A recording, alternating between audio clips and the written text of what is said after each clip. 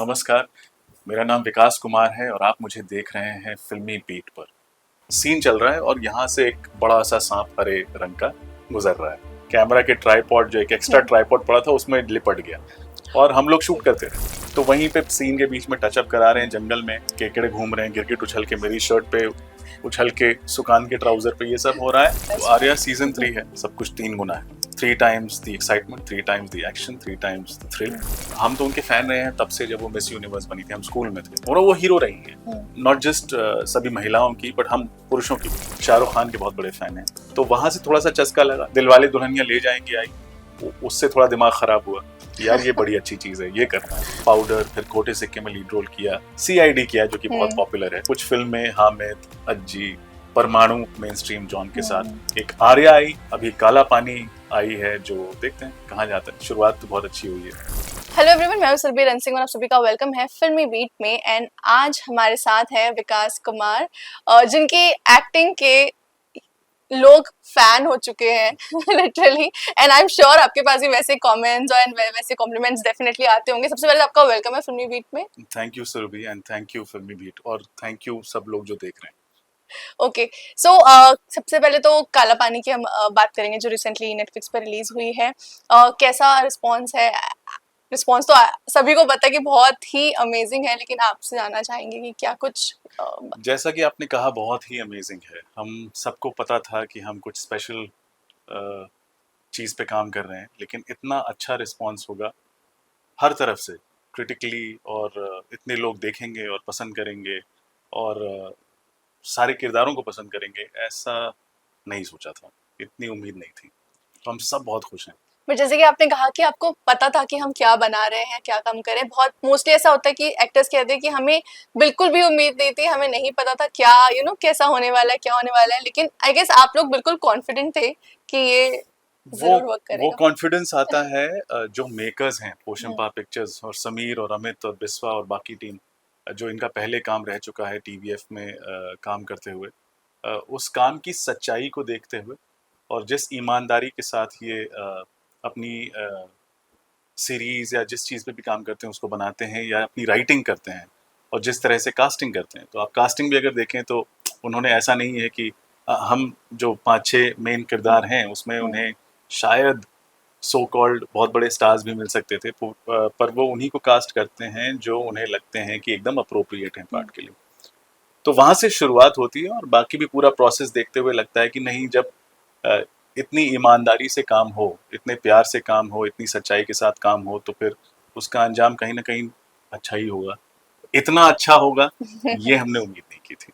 जब ये कैरेक्टर, ये किरदार की आपकी बात करते हैं, जब ये आपको ऑफर हुआ था, कितना समय लगा था आपको इसे हाँ बोलने में? एंड पहला थॉट क्या था इस किरदार को मुझे लेकर? बिल्कुल समय नहीं लगा था हाँ बोलने में। ऑफर क्या हुआ था, ऑफ कोर्स अब हर चीज़ के लिए, मैक्सिमम चीज़ों के लिए ऑडिशंस होते हैं और डिफिकल्ट पार्ट भी है।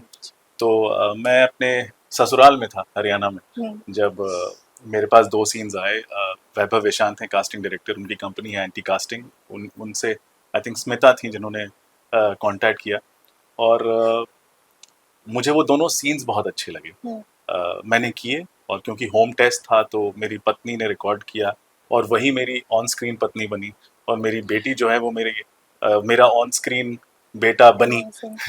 और शायद उन लोगों का लक जो है, दोनों का लेडी लक काम कर गया आप और सबने मुझे मिल साथ में गया। ऑडिशन दिया था? हाँ, उन्होंने मुझे क्यूज दिए थे और बड़े अच्छे क्यूज दिए थे। ये फीडबैक आया था जब वहाँ गया टेप, और उन्होंने सुना, बोले अरे यार ये तो जो मतलब क्यूज आ ये रहे जो हैं, क्यूज थे उसके ये सब उससे उनका सिलेक्शन हुआ गया? मेरा सिलेक्शन हुआ। ओके। हाँ, मतलब किस्मत अच्छी थी। बाकी यही है कि मैं आते ही मैं हाँ कहना चाहता था। लाइक अगेन आई सेड कि जो मेकर्स हैं, उनके जो प्रीवियस जो भी उन्होंने बनाया है काम, वो देख के मेरा था कि नहीं, इनके साथ तो काम करना है। वो जो भी करते हैं वो एसोसिएटेड हैं पंचायत से, कोटा फैक्ट्री से, ऐसी ऐसी चीज़ों से जिससे कि आम जनता रिलेट करती है। उनका कंटेंट एकदम साफ सुथरा रहता है, हर आदमी देख सकता है। काला पानी भी वैसा ही है। तो हाँ, पूरी इच्छा थी और थैंकफुली ऑडिशन अच्छा चला गया और सिलेक्शन हो गया। सबसे डिफिकल्ट पार्ट की अगर बात करें इस पूरे सीरीज में, आपके किरदार में, वो कौन सा आपको लगा? सबसे डिफिकल्ट एक ही पार्ट नहीं था एक्चुअली। जो जर्नी है संतोष सावला की, जो मैं किरदार निभा रहा हूँ, वो बहुत इंटरेस्टिंग है, बहुत एडवेंचरस है, किसी भी एक्टर के लिए बहुत एक्साइटिंग है कि इतना कुछ करने को मिलेगा। लेकिन वही जो है उसे बहुत टफ बना देता है। इतना ग्रीफ है, इतनी सारी चीज़ों से वो गुजरता है कि अगर आप उसे पूरी सच्चाई से ना निभाएं तो फिर ऑडियंस कनेक्ट नहीं करेगी, और कनेक्ट नहीं करेगी तो फिर ऐसा लगेगा कि क्या यार ये आके बार बार हो रहा है, बोर कर रहा है। तो वो बहुत ज़रूरी था। तो हर सीन में, हर टेक में, हर शॉट में इमोशनली उस सच को बाहर ला पाना वो बहुत मुश्किल था। पर again like I said, writing बहुत कसी हुई है, बहुत अच्छी है, तो वो आपको सबसे पहले इंस्पायर करती है किसी एक्टर को। और फिर we were guiding by the right people, जो डायरेक्टर्स हैं हमारे, समीर और अमित। तो कुछ ऐसा समीकरण बना कि अच्छा कुछ हो गया। और जैसा कि आपने कहा कि आपकी कॉलीग के साथ भी हुआ, कई लोग हैं जिन्होंने देखा है और रोए हैं, कई बार रोए हैं। अ, मुश्किल सब कुछ ही था। ऐसे सीन्स हैं एक दो जहाँ ज्यादा शायद मुश्किल हो, क्योंकि लीनियरली शूट नहीं होता है। तो दूसरे ही दिन मतलब पहले 24 घंटे में मेरे जो एपिसोड 5 में मैं गड्ढे से निकल रहा हूँ वो सीन था। तो अभी मैं अंदर गया नहीं हूँ, अभी जो तब तक मेरे साथ जिन्होंने भी देखा है बहुत कुछ बीत चुका है, कई हादसे हो चुके हैं। तो वो सब लेके चलना अपने दिमाग में, और सिर्फ निकलना, अंदर का कुछ नहीं। अंदर का 4 महीने बाद शूट हुआ, और वो निकलना और उस तरह से हो पाना मुझसे हो गया, पता नहीं कैसे हो गया, बस हो गया। तो वो मुश्किल है कि बिना वो जर्नी जिए हुए आप आखिर में पहुंच के वो चीज करें और वो ठीक बैठ जाए, कनेक्ट कर जाए। मतलब जो किरदार आपने प्ले किया है वो मैं याद करूँ, और अभी आप जो मेरे सामने बैठे हैं, मतलब इतना डिफरेंस होता है। वो एक स्विच ऑन स्विच ऑफ होता है एक्टर्स के लिए। कितना इजी है, कितना डिफिकल्ट होता है वो। मतलब अगर मैं होता वो स्विच ऑन स्विच ऑफ ही है, क्योंकि आप अब आप समझ लीजिए 12 घंटे की शिफ्ट है जिसमें से 8-10 घंटे आप शूट कर रहे हैं, तो आप पूरे टाइम ऑन रहें और ऐसे ही 3 महीने ऑन रहें, ऐसा तो हो नहीं सकता। और इतनी डिस्टर्बेंस होती है सेट पे, सब अपना अपना काम कर रहे हैं, और कट हो रहा है, एक्शन हो रहा है, कट हो रहा है, तो आपको ऑन ऑफ मैकेनिज्म रखना पड़ेगा। ये आसान है कहना, पर ये तभी हो सकता है जब आपने होमवर्क बहुत अच्छा किया हो, कि आप एक्शन से 5 सेकंड पहले आप वहाँ पहुँच जाएं जहां आपको सीन से जस्ट पहले पहुंचना चाहिए।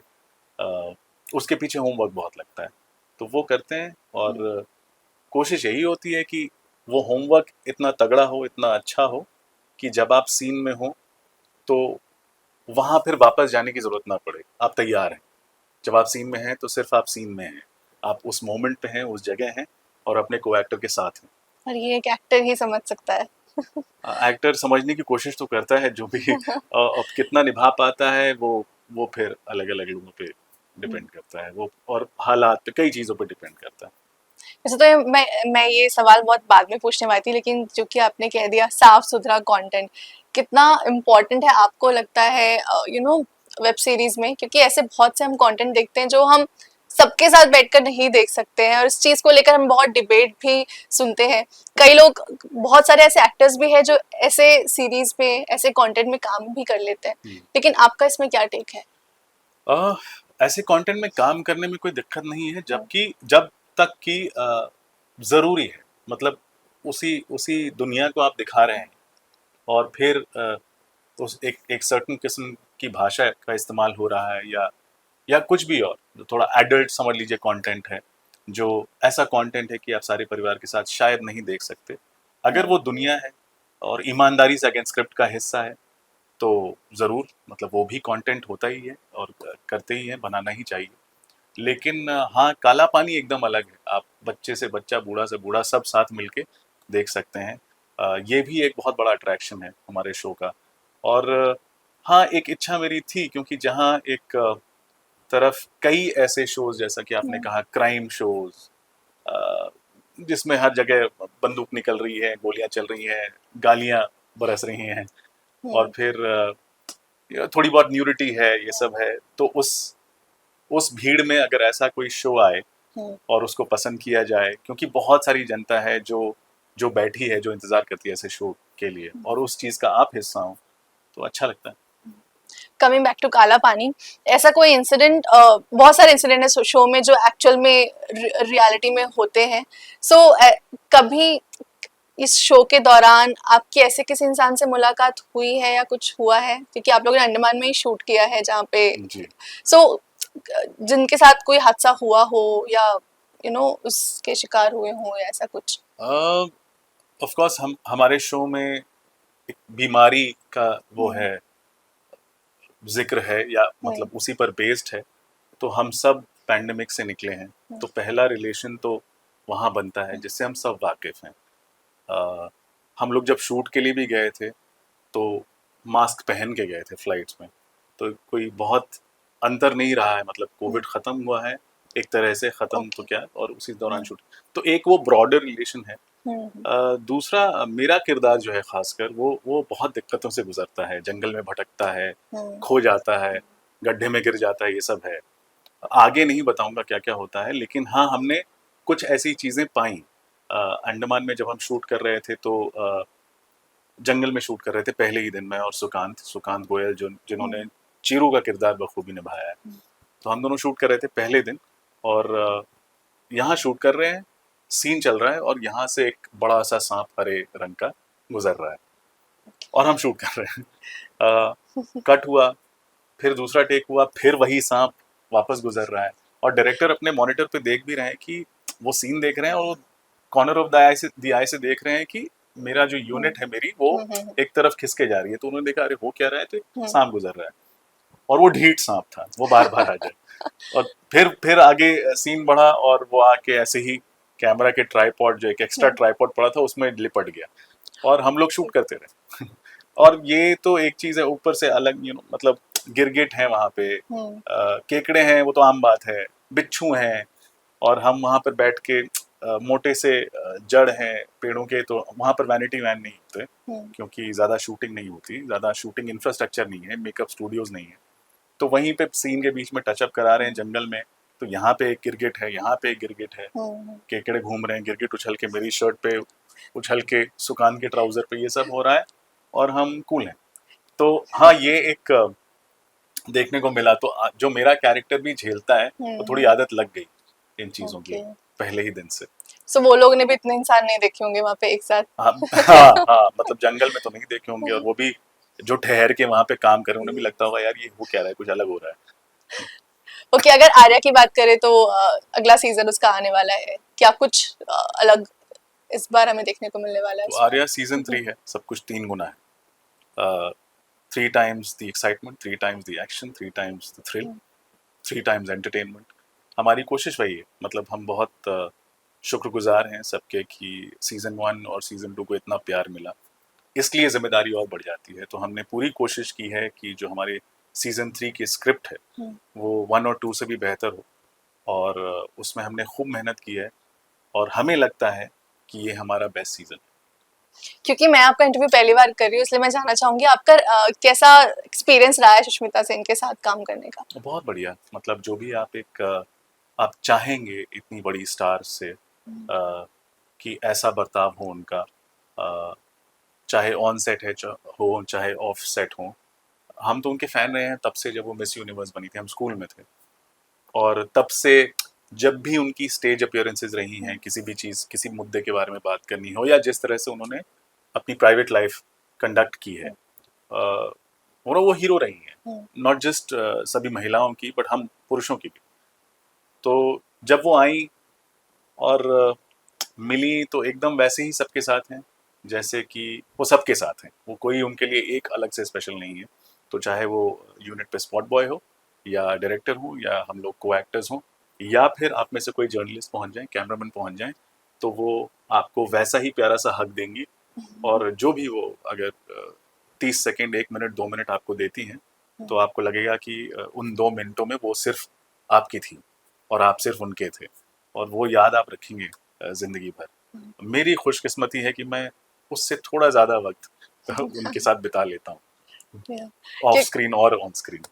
अमेजिंग। क्योंकि मैंने कहा कि मैं पहली बार आपका इंटरव्यू कर रही हूँ, तो अगर थोड़ा पीछे जाए, सो कैसे आपकी ये जर्नी शुरू हुई, एक्टिंग की जर्नी शुरू हुई, कब आपको लगा कि आपको ये ही करना है? तो एक्टिंग की जर्नी धीरे धीरे शुरू हुई। मैं 12th पास करके एक्चुअली मैं बहुत अच्छा था पढ़ने में, खुद ही बोल रहा हूँ। और मुझे मेडिकल कॉलेज के लिए मैं तैयारी कर रहा था और मुझे लगता है हो जाता, लेकिन तब मेरा इंटरेस्ट थोड़ा सा शिफ्ट हुआ। मैं दिल्ली में था, तैयारी कर रहा था और मैं रहता था सिरी फोर्ट ऑडिटोरियम है साउथ दिल्ली में, उसके बहुत पास। तो वहाँ फिल्म फेस्टिवल्स होते रहते थे इंटरनेशनल, और मैं और मेरा दोस्त जो कि एक्चुअली मेडिकल कॉलेज में एंटर कर चुका था, हम दोनों छुप छुप के गार्ड को पटा के भैया अंकल सर जैसे पड़ जाए घुस जाते थे, और एक हॉल में घुस के फिर निकलते नहीं थे कि कहीं निकले फिर वो टिकट पास ढूंढेंगे। तो हम दिन भर जितनी फिल्में दिखाई गई हम देख डालते थे। तो वहां से थोड़ा सा चस्का लगा। दिलवाले दुल्हनिया ले जाएंगे आई, उससे थोड़ा दिमाग खराब हुआ कि यार ये बड़ी अच्छी चीज़ है, ये करना है। अब ये नहीं पता था कि इतनी जद्दोजहद होती है उसमें, लेकिन था कि यार ये दुनिया अच्छी है, प्यारी है, ये करना है। शाहरुख खान के बहुत बड़े फ़ैन हैं, तो वहाँ से शुरुआत हुई। और क्योंकि शाहरुख का फ़ैन हूँ मैं, मनोज बाजपेयी से प्रभावित हूँ, तो पता लगा है कि इन लोगों ने कहाँ से सीखा। तो एक शख्स हैं बैरी जॉन, बहुत बड़ी थिएटर पर्सनैलिटी है, उनकी क्लासेस ज्वाइन की, उनके साथ वर्कशॉप किया, और वहाँ से फिर धीरे धीरे कुछ नाटक किए। आमिर रज़ा हुसैन हैं, उनका हाल ही में इंतकाल हुआ, उनके साथ 2 नाटक किए। बहुत बड़े स्केल पे वो परफॉर्मेंसेस करते थे। और उसके बाद धीरे धीरे कुछ शॉर्ट फिल्म्स, टीवी में सबसे पहला काम था पाउडर, यशराज फिल्म्स, कुछ टाइम के लिए टेलीविजन में भी प्रवेश किया था उन्होंने। तो पाउडर, फिर खोटे सिक्के में लीड रोल किया, सीआईडी किया जो कि बहुत पॉपुलर है। और ऐसे ही धीरे धीरे करते करते कुछ फिल्में, हामिद, अज्जी, परमाणु मेन स्ट्रीम जॉन के साथ, और साथ में डायलॉग कोचिंग करते करते एक आर्या आई जिससे एक अलग पहचान मिली, और एक अभी काला पानी आई है जो देखते हैं कहाँ जाता है। शुरुआत तो बहुत अच्छी हुई है। आई गेस थिएटर करना शायद बहुत जरूरी होता है, बिकॉज जितने भी थिएटर आर्टिस्ट होते हैं, एक तो उनकी एक्टिंग बहुत कमाल की होती है, एंड अभी ओटीटी में भी हम देखें तो ज्यादातर जिन्हें देखना चाहते हैं लोग, जिन्हें पसंद करते हैं, वो थिएटर आर्टिस्ट ही होते हैं। सो आपको क्या लगता है ये कितना जरूरी है, अगर जो लोग एक्टिंग में जाना चाहते हैं, जिन्हें जो बिगनर्स हैं? जरूरी मैं नहीं कहूँगा कि जरूरी ही है। ऐसे कई लोग हैं जो थिएटर करके आए हैं, जिन्हें काम फॉर वट एवर रीज़न नहीं मिल पा रहा है, या जिस तरह का काम वो चाहते हैं वो नहीं मिल पा रहा है। लेकिन हाँ, इस बात में कोई दो राय नहीं है कि अगर आप थिएटर करके आए हैं तो एडवांटेज तो डेफिनेटली है। वो आपका एक स्कूल है, आपने एक मेहनत की है, तपस्या की है, बहुत कुछ सीखते हैं आप। और खुद सीखते हैं अलग अलग किरदार निभा के, और दूसरों को ऑब्जर्व करते हैं। तो हर नाटक में अलग अलग किरदार हैं, और थिएटर एक जगह है जहाँ पर आप खुद तो जो तैयारी करते हैं, आपके जो सह कलाकार कर रहे होते हैं वो बहुत करीब से आपने देखा होता है। तो कल को अगर आप समझ लीजिए मैंने एक किस्म का किरदार निभाया है और वो मुझे आगे करने का मौका मिले, तो मेरा रेफरेंस तो है। लेकिन अगर मैंने कुछ नहीं निभाया है और मेरे किसी को एक्टर ने थिएटर में निभाया था, तो मैंने उसकी तैयारी बड़ी करीबी से देखी है, तो वो मुझे आसान कर सकती है मेरे लिए चीज़ें। तो हालांकि ज़रूरी नहीं है, बहुत बहुत हेल्प करती है। और मेरे खुद के काला पानी में सुकांत हैं, सारिका हैं, अमय वाघ हैं, ये सब इन सब का सॉलिड थिएटर बैकग्राउंड है, राधिका हैं और उन सब के काम में दिखता है। वैसे तो आपने आपकी जर्नी बहुत ही सरलता से बताई है, लेकिन अगर आपसे पूछूं, स्ट्रगल एंड पेशेंस बहुत होता है एक अच्छा रोल पाने के लिए, एक अच्छा प्लेटफॉर्म के लिए बहुत स्ट्रगल करना पड़ता है, या बहुत पेशेंस रखना पड़ता है इस इंडस्ट्री में? पेशेंस फॉर श्योर रखना पड़ता है। सॉरी, आप कुछ और बोल रही थी। नहीं पेशेंस डेफिनेटली रखना पड़ता है। स्ट्रगल डिपेंड करता है आप इसे कैसे देखते हैं। मैंने ना यहाँ पर हमारे फिल्म इंडस्ट्री में स्ट्रगल शब्द बड़ा इस्तेमाल होता है, स्ट्रगलर। कुछ लोग बोलते हैं मैं स्ट्रगलर हूँ। शायद सही टर्म है, क्योंकि मैं एक किताब पढ़ रहा था जिसमें हॉलीवुड का रेफरेंस था और वहाँ भी स्ट्रगलर शब्द का इस्तेमाल था, तो शायद इस इंडस्ट्री के लिए यूज होता है।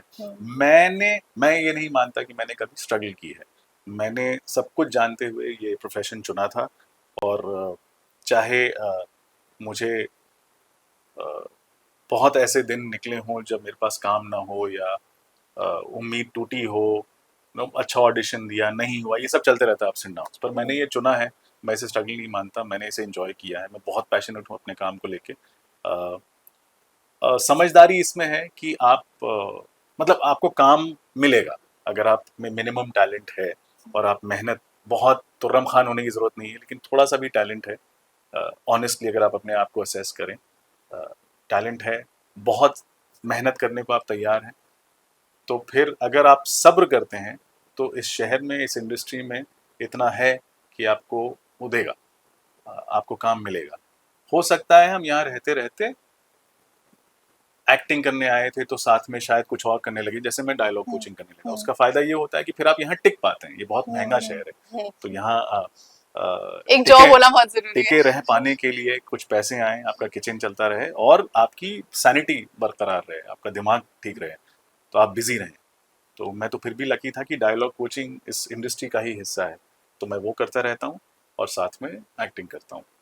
तो हाँ, यही है, पेशेंस रखेंगे, वाइजली कुछ साथ में करते रहेंगे, बिजी रहेंगे, थोड़े पैसे आते रहेंगे, आपको टिकना है यहाँ।